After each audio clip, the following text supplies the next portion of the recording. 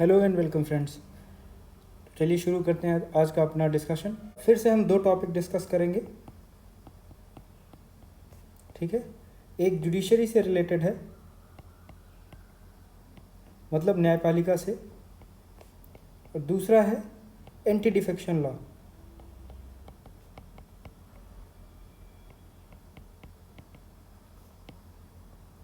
दल बदल विरोधी कानून से संबंधित है।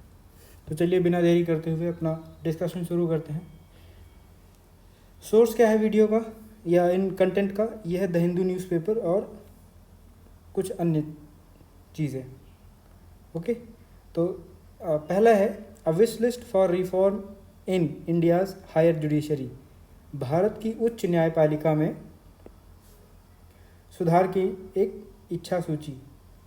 तो इसमें इसको लिखा है श्री राम पंचू साहब ने। ये क्या है? सीनियर एडवोकेट है मद्रास हाई कोर्ट में। तो इन्होंने अपनी इच्छा जाहिर की है कि इतने ये सुधार हमारी हायर जुडिशरी में, उच्च न्यायपालिका में किए जाने ज़रूरी हैं, ठीक है। तो इसमें बहुत सारी बातें की गई हैं, लेकिन हम सिर्फ उन्हीं बातों पर ध्यान देंगे जो ज़रूरी हैं, जो इम्पॉर्टेंट हैं, जिनका कुछ मतलब है। इनको आइडिया कहाँ से आया कि ये आर्टिकल लिखना है? दरअसल अभी कुछ दिल्ली में चर्चा उठी थी कि जो हमारे सुप्रीम कोर्ट है उसके रिटायरमेंट की एज को बढ़ा देना चाहिए। अभी 65 है, 65 साल है, उसको 67 ईयर्स कर देना चाहिए, ठीक है। तो ऐसी और भी बहुत सारी बातें उन्होंने बताई हैं जो इन्फॉर्मेटिव हैं, बट उसका कुछ ख़ास मतलब है नहीं। तो हम जानते हैं इन्होंने क्या सुझाव दिए हैं कि कौन कौन से सुधार करने चाहिए। तो उन्होंने सबसे पहले कहा कि ये हाई टाइम है, मतलब अच्छा समय है कि to did away with disparity between retirement ages of high court and supreme court जजेस। ये कहते हैं कि जो हाई कोर्ट और सुप्रीम कोर्ट के जज हैं, उच्च और उच्चतम न्यायालय के सेवानिवृत्ति की जो असमानता है जजों की, उसको ख़त्म करने का ये बहुत उचित समय है, ठीक है। जैसे कि अनुच्छेद 217 भारतीय संविधान के अनुच्छेद 217 में लिखा है, हाई कोर्ट के जज 62 साल में रिटायर होते हैं और सुप्रीम कोर्ट के जज, ये 124 है, तो वो 65 साल में रिटायर होते हैं, ठीक है। तो ये कहते हैं कि ऐसी असमानता का कोई अच्छा कारण नहीं है, ठीक है। There is no good reason.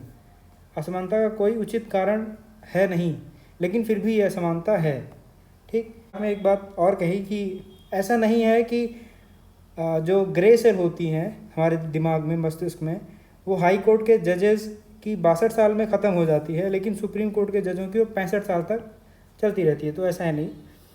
तो इन्होंने इसका तर्क देते हुए कहा कि हाई कोर्ट और सुप्रीम कोर्ट दोनों के जो जज हैं उनकी रिटायरमेंट एज को बराबर कर देना चाहिए, ठीक है।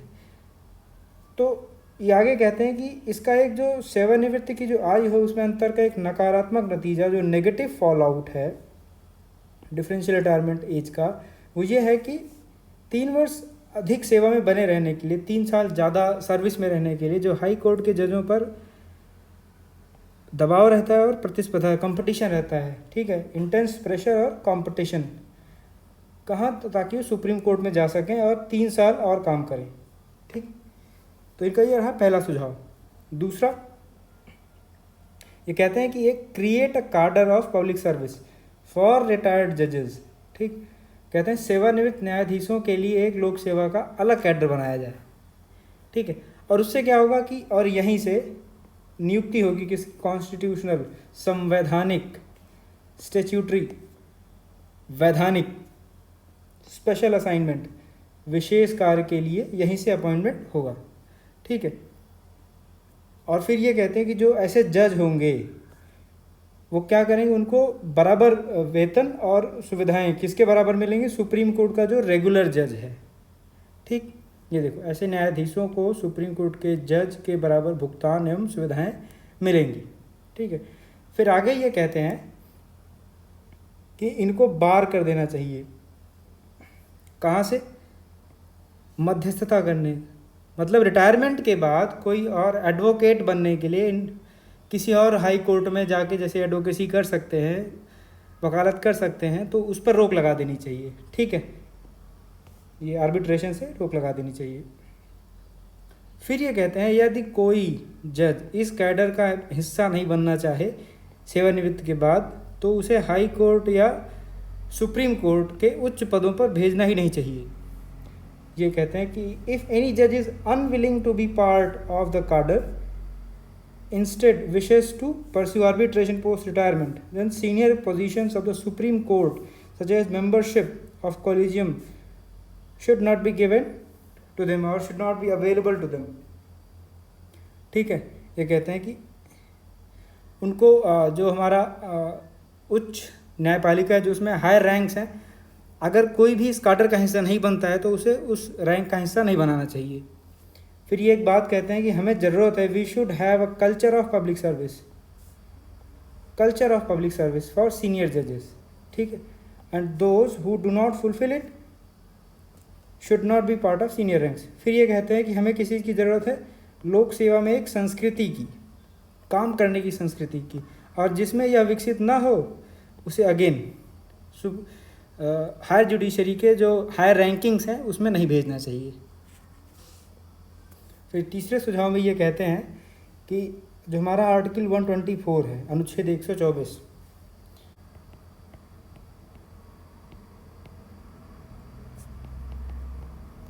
जो हमारा संविधान है उसका जो अनुच्छेद 124 है, उसमें इतना ये कहा गया कि प्रेसिडेंट विल अपॉइंट एवरी जज of supreme court, this includes chief justice. ये ठीक है, कहते हैं कि सर्वोच्च न्यायालय के प्रत्येक न्यायाधीश को राष्ट्रपति अपने हस्ताक्षर और मुहर के तहत वारंट द्वारा नियुक्त करेगा। ठीक है, और उसी में ये लिखा है कि जब तक वह 65 साल की आयु प्राप्त नहीं कर लेता तब तक वह पद पर रहेगा, ये लिखा है। एंड ईच जज shall hold office until they attain age of 65। तो इन्होंने ये क्यों कहा? ये तो उन्होंने किताब की बात कह दी डायरेक्ट। क्यों कहा? क्योंकि ये कहना चाहते हैं कि जो हाई कोर्ट, ऐसा नहीं है कि जो सुप्रीम कोर्ट है उसका जो मुख्य न्यायाधीश होगा वो सुप्रीम कोर्ट का ही हो सकता है। ये कह रहे हैं कि ऐसा संविधान में नहीं लिखा गया है। ये कह रहे हैं कि संविधान में ये लिखा गया है ये। ठीक, तो आप डायरेक्टली, इनके कहने के हिसाब से डायरेक्टली हाई कोर्ट के जो जज हैं उनको आप डायरेक्टली ले जाके वहाँ रख सकते हो, उनको उच्च मुख्य न्यायाधीश भी बना सकते हो। ठीक, अभी इन्होंने आगे एक बात और कही कि ये कह रहे हैं कि जो रिक्वायरमेंट है अपॉइंटिंग सीनियर मोस्ट जज एज CJI, मतलब chief justice of India, Bharat का मुख्य न्यायाधीश, ये एक रूल कहाँ बनाया गया था? सेकंड जजेस केस में। ठीक, मतलब वरिष्ठतम न्यायाधीश को मुख्य न्यायाधीश, भारत का मुख्य न्यायाधीश नियुक्त करने की आवश्यकता दूसरे न्यायाधीश के मामले में तैयार किया गया एक नियम है। ठीक है, और ये भी कह रहे हैं कि इसकी कोई संवैधानिक वैधता नहीं है, ये सिर्फ सुप्रीम कोर्ट का बनाया हुआ एक नियम है। ठीक है, इसकी कोई कॉन्स्टिट्यूशनल लेजिटिमेसी नहीं है। ठीक है, फिर ये चौथी बात में ये कहते हैं कि जो पब्लिक पर्पस है, मतलब सार्वजनिक उद्देश्य, ठीक है, वो बेटर सर्व कैसे होगा, वो कैसे सुनिश्चित होगा? ठीक है, बढ़िया ढंग से ये इंश्योर करने सुनिश्चित होगा कि जो जज हैं, न्यायाधीश हैं, वो अपने सुप्रीम कोर्ट के कार्यकाल के दौरान, ठीक है, एंटायर टेन्योर में, वो अपेक्षाओं, एक्सपेक्टेशन और एस्पिरेशन, इस एस्पिरेशन में ना रहें कि उनको भारत का मुख्य न्यायाधीश बनना है, बल्कि वो अपना काम ईमानदारी से करें। ठीक है, अगर वो इस अपेक्षा या आकांक्षा से प्रभावित रहेंगे कि उनको चीफ जस्टिस बनना है, भारत का मुख्य न्यायाधीश बनना है, तो अपना काम वो ढंग से नहीं कर पाएंगे। ये देखो, सुनिश्चित बेहतर ढंग से पूरा किया जाता है कि सर्वोच्च न्यायालय के न्यायाधीश अपने पूरे काल के दौरान भारत का मुख्य न्यायाधीश के उच्च पद के लिए उनकी अपेक्षा या आकांक्षा से प्रभावित नहीं होते। ठीक है, ये कहना चाहते हैं इसके थ्रू कि इस लाइन के ज़रिए कि जो इंसानी प्रवृत्ति है वो इंसानी प्रवृत्ति है, चाहे वो जज हो, चाहे वो एक सिविल सर्वेंट हो, चाहे वो एक लीडर हो, इंसानी प्रवृत्ति तो हर इंसान में होगी ना। ऐसा तो है नहीं कि वो चली जाएगी कहीं, वो तो रहेगी ही। ठीक, तो यहाँ पर हमारा पहला टॉपिक ख़त्म होता है। ठीक है, और इनके 4 सुझाव मैंने यहाँ पर बता दिए हैं। तो चलिए दोस्तों, बढ़ते हैं आगे अपने दूसरे टॉपिक की ओर। दूसरा टॉपिक है दल बदल रोधी कानून की बेरुखी, absurdity of anti defection law. अब हम लोग हर बार एंटी डिफेक्शन लॉ को ऐसे लिखेंगे, क्योंकि बार बार इतना बड़ा लिखना ठीक नहीं है। देखते हैं एंटी डिफेक्शन लॉ है क्या। एंटी डिफेक्शन लॉ, दल बदल रोधी कानून। ठीक है, ये हमारे संविधान का जो ओरिजिनल कॉपी है उसमें नहीं है। ठीक है, इसको इंक्लूड किया, शामिल किया गया था कब, 1985 में। ठीक है, एज 10वीं अनुसूची, भारतीय संविधान की अनुसूची 10 के रूप में शामिल किया गया था। कैसे किया गया था, 52वें संविधान संशोधन अधिनियम 1985 के तहत। इसका उद्देश्य क्या था, पर्पस क्या है। ठीक है, इसका पर्पस है to combat evil of political defection, राजनीतिक दल बदल की जो बुराई है उसको रोकने के लिए या उसे लड़ने के लिए। ठीक, और दूसरा काम क्या है कि preserve stability of the government, सरकार की स्थिरता को सुरक्षित करना है, सुनिश्चित करना है। तो इसके दो ये उद्देश्य थे। चलिए, अब इसमें क्या कहा गया है, दल बदल रोधी कानून में क्या कहा गया है। इसमें कहा गया है कि कोई भी एमपी, मतलब मेंबर ऑफ पार्लियामेंट, मतलब संसद का सदस्य, दैट इज सांसद, चाहे वो लोकसभा का है चाहे वो राज्यसभा का है, कोई भी विधायक, चाहे वो विधान मंडल का है चाहे वो विधान परिषद का है, एमएलए या एमएलसी, डिस्क्वालीफाई हो जाएगा, अयोग्य घोषित कर दिया जाएगा अगर वो वोट देता है, he votes against directions issued by the party, वो पार्टी के निर्देश के विरुद्ध मतदान करता है या वोट देता है किसी भी मुद्दे पर। ठीक है, इसका क्या प्रभाव पड़ता है, इसका प्रभाव ये पड़ता है कि जो भी सांसद या विधायक है उसके पास कोई आज़ादी नहीं होती। ठीक है, किस बात की आज़ादी नहीं होती, कि वो किसी भी मुद्दे पर अपने विवेक से मतदान कर दे। ठीक, to vote their judgment on any issue. अब इसका क्या बुरा प्रभाव है, इसका बुरा प्रभाव ये है कि ये जो प्रातिनिधिक लोकतंत्र है उसकी अवधारणा के खिलाफ है, उसकी अवधारणा के विरुद्ध है।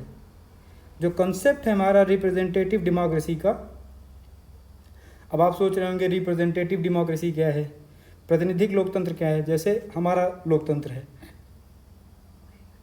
हमें से हर कोई तो जाके संसद में बैठता नहीं है, लोकसभा में या विधानसभा में या राज्यसभा में। हम अपने मतदान क्षेत्र से किसी एक को चुनते हैं और उसे हमारा प्रतिनिधि बनकर वो जाता है, वहाँ संसद में बैठता है और हमारे लिए निर्णय लेता है। तो इसी व्यवस्था को प्रतिनिधि लोकतंत्र कहते हैं। अब प्रातिनिधिक लोकतंत्र की जो दो मूल भूमिकाएं हैं वो इस तरह हैं। पहली भूमिका ये है कि वो वोट करे according to wishes and for benefits of their constituents, जो उसके मतदाता वर्ग हैं उनकी इच्छाओं और फ़ायदों के अनुरूप मतदान करे। ठीक, दूसरा क्या है, दूसरा है exercise judgment on various issues for public interest, मतलब विभिन्न मुद्दों पर अपने विवेक का उपयोग करे, किस लिए, जनहित के लिए।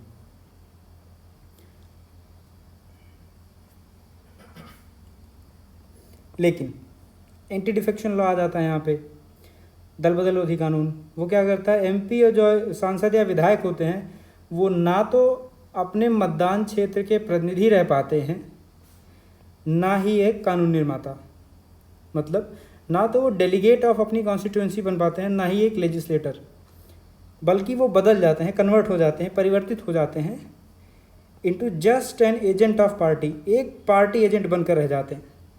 ठीक है, क्योंकि पार्टी ने कहा यहाँ वोट दो, यहाँ वोट मत दो। ठीक, और वो अपने विवेक से काम नहीं कर सकते। अब जैसे एग्जांपल लेते हैं यूएसए का, वहाँ पर अभी डोनाल्ड ट्रंप का इम्पीचमेंट के लिए वोट हुआ था। तो उनकी पार्टी के ही 7 सदस्यों ने, जो सीनेट के मेंबर है, उन्होंने ट्रंप के अगेंस्ट, खिलाफ वोट किया था। ठीक है, इससे क्या बात सामने आती है, क्यों लिया ये एग्जाम्पल, इससे ये पता लगता है कि जो विधायक होता है, जो लेजिस्लेटर होता है, जो सांसद होता है, वो अकाउंटेबल होता है किसको, वोटर्स को, मतलब विधायक जनता के प्रति जवाबदेह होता है। और जो सरकार होती है वो विधायकों के प्रति जवाबदेह होती है। ठीक है, चलिए आगे बढ़ते हैं। अभी बात क्या है, देखिए जैसे एंटी डिफेक्शन लॉ, दल बदल रोधी कानून, ये समस्या कब बनता है, व्हेन, कब, समस्या कब बनता है, ये समस्या तब बनता है जब हम जरूरी रूप से एक राजनीतिक समस्या का कानूनी हल ढूंढते हैं। ये तो बात वही हुई, जैसे आपको आँख में दर्द हो रहा है, आप पेट दर्द की दवा खा के बैठ जाओ, ठीक है, तो फिर प्रॉब्लम हो जाएगी। वही है, when attempting to find a legal solution to an essentially political problem. इसके दूसरे प्रतिकूल प्रभाव क्या हैं? पहला, जो विधायक होता है उसका सरकार पर नियंत्रण कम हो जाता है, ठीक है, legislators lose control over government. दूसरा, हॉलोइंग आउट ऑफ द लेजिस्लेटर, मतलब विधायक खोखले हो जाते हैं। कैसे? वो सिर्फ एक लैम्प पोस्ट की तरह बन के रह जाते हैं, मतलब उनको जो पार्टी कहेगी करेंगे, जो नहीं कहेगी नहीं करेंगे, ठीक, अपना विवेक इस्तेमाल नहीं कर पाते। अब इस पर डॉक्टर अंबेडकर का क्या मत था, डॉक्टर BR अम्बेडकर का इस पर क्या मत था? तो उन्होंने, जैसे दो व्यवस्थाएं होती हैं सरकार की, जैसे एक राष्ट्रपति प्रमुख सरकार, दूसरी संसदीय सरकार प्रणाली। तो जो प्रेसिडेंशियल फॉर्म ऑफ गवर्नमेंट होती है उसके बारे में बात करते हुए उन्होंने कहा कि ये स्थिर तो अधिक होती है, हाई स्टेबिलिटी होती है इसकी, लेकिन लोअर अकाउंटेबिलिटी, जवाबदेही कम होती है। क्यों? फिर से एक एग्जांपल लेते हैं, ठीक, फिर से आ गया USA, अमेरिका। वहाँ पर राष्ट्रपति 4 साल के लिए चुना जाता है, ठीक है, लेकिन can not be removed except for proven misbehaviour, लेकिन सिद्ध कदाचार के अलावा किसी अन्य स्थिति में उसे हटाया नहीं जा सकता, ठीक। अब बात करते हैं संसदीय सरकार प्रणाली की, पार्लियामेंट्री फॉर्म ऑफ गवर्नमेंट। इसमें नियमित जवाबदेही होती है, अकाउंटेबल ऑन डेली बेसिस। कैसे? Motion, question.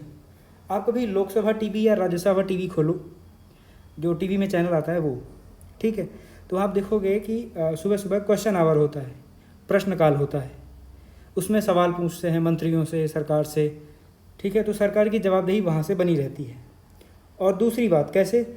Government can be removed if lost majority, बहुमत ना होने पर सरकार को हटाया भी जा सकता है। नो कॉन्फिडेंस मोशन ले आ देंगे, अगर वो पास हो गया तो सरकार गिर जाएगी। अब जो हमारी संविधान सभा थी, कॉन्स्टिट्यूएंट असेंबली थी, उसकी जो ड्राफ्टिंग कमेटी थी, प्रारूप समिति थी, उसका क्या कहना था? वो उन्होंने कहा कि गवर्नमेंट ऑफ इंडिया, जो भारत में सरकार होगी, उसको मोर अकाउंटेबल होना चाहिए, ठीक है, देन स्टेबल, मतलब जो भारतीय सरकार होनी चाहिए उसकी जवाबदेही स्थिरता की तुलना में अधिक होनी चाहिए। नहीं तो जैसे आप जानते ही हैं कि आज़ादी के पहले अंग्रेज़ों की सरकार थी, वो स्थिर तो थी बट जवाबदेह नहीं थी। तो जो आज़ादी के बाद सरकार बने वो ज़्यादा जवाबदेह होनी चाहिए, ना कि ज़्यादा स्थिर, ठीक है। अब एंटी डिफेक्शन लॉ क्या करता है? इसे कमज़ोर बनाता है, इस जवाबदेही की अवधारणा को कमज़ोर बनाता है, ठीक। तो चलिए देखते हैं question of disqualification on defection.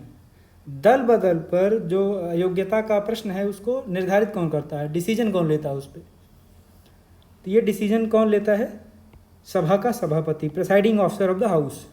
मतलब अगर लोकसभा है तो स्पीकर, राज्यसभा है तो चेयरमैन। अब पहले क्या था? इस कानून में कोई समय सीमा नहीं थी, there was no time limit to decide, ठीक है, ऑन द केस। पहले निर्णय लेने के लिए कोई समय प्रतिबंध नहीं था। बाद में क्या हुआ? लेकिन बाद में सुप्रीम कोर्ट ने निर्देश जारी किया कि प्रिसाइडिंग ऑफिसर जो हैं, presiding officer to take decision in 3 months। उच्चतम न्यायालय ने 3 माह में निर्णय लेने का निर्देश जारी किया, ठीक है। अब आते हैं निष्कर्ष पर। इतने चर्चा करने का निष्कर्ष क्या निकला? इसमें कहते हैं राइटर कि अगर स्टेबिलिटी, यदि दल बदल के कारण अस्थिरता एक समस्या है, if stability is the issue due to defection, तो क्या करना चाहिए? उन्होंने इसके लिए 2 बढ़िया सुझाव दिए हैं। पार्टीज़ को करना है, ठीक है। पार्टीज़ क्या करें? पार्टियां अपनी आंतरिक व्यवस्था, आंतरिक प्रणाली को मजबूत करें, सुदृढ़ करें। Parties to strengthen internal system by, कैसे? तो उन्होंने उसके लिए 2 दिए सुझाव। अट्रैक्टिंग मेंबर्स ऑन आइडियोलॉजी, सदस्यों को विचारधारा के आधार पर आकर्षित करे, ना कि लालच देकर। ठीक। दूसरा, create system to allow people to rise up in the party hierarchy on their capability। Party में अपनी क्षमता के आधार पर ऊपरी क्रम में प्रवेश कराकर, ठीक है, जैसे जिसकी जितनी क्षमता है उसे पार्टी में उतना उसका कद बढ़ना चाहिए, तो लोग आकर्षित होंगे, क्योंकि ये व्यवस्था काफ़ी अच्छी होगी, ठीक है, सबके हित में होगी। अब बात करते हैं हम लोग एंटी डिफेक्शन लॉ की। इससे मैंने स्टार्टिंग में कहा था कि हम आगे बात करेंगे कि कौन कौन इससे प्रभावित होता है, एंटी डिफेक्शन लॉ से, दल बदल रोधी कानून से कौन कौन प्रभावित होता है। सबसे पहले, ऐसे सांसद या विधायक जो वोट करते हैं अगेंस्ट पार्टी डायरेक्शन और एब्सटेन्स फ्रॉम वोटिंग, ठीक है, पार्टी निर्देश के विरुद्ध मतदान करने या मतदान ही ना करने वाले विधायक और सांसद। पार्टी ने कहा कि इस बिल पर हमें वोट करना है और सबको वोट करना है, ठीक है, लेकिन एक एक्स विधायक साहब थे, उन्होंने कहा मैं वोट नहीं करूँगा, या एक वाई विधायक साहब थे, उन्होंने कहा कि नहीं मैं इस पर वोट दूसरी वाली पार्टी को दूंगा। तो इस मुद्दे में, इस केस में दल बदल रोधी कानून के तहत इनको अयोग्य घोषित कर दिया जाएगा। फिर कौन? जो voluntarily giving up membership of the party on whose ticket he और शी इज इलेक्टेड। जिस पार्टी के टिकट पर चुने गए हो उस पार्टी को स्वैच्छिक रूप से सदस्यता त्यागने पर।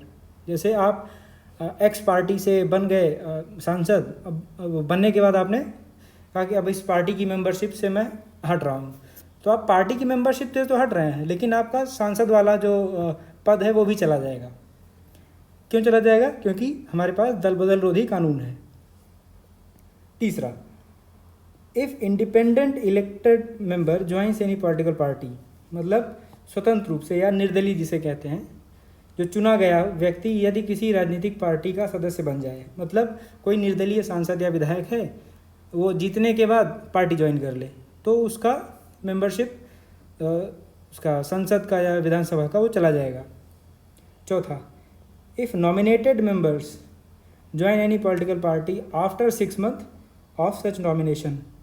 जैसे हमारे राज्यसभा और विधान परिषदों में कुछ नामांकित सदस्य होते हैं, अगर ऐसे नामांकित सदस्य नामांकन के 6 महीने बाद किसी राजनीतिक पार्टी का सदस्य बन जाते हैं, ठीक है, तब उनकी इसकी राज्यसभा की या विधान परिषद की सदस्यता चली जाएगी। इसको आप कहीं भी इस्तेमाल कर सकते हैं। कोट बड़ा सिंपल सा है, उसमें लिखा है इन्होंने, the premise that the anti defection law is needed to punish legislators who betray the mandate given by voters also seems to be flawed।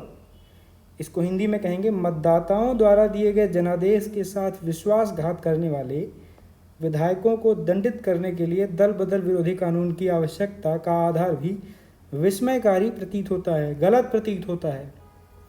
Okay friends, तो आज के लिए बस इतना ही। Thank you very much for watching.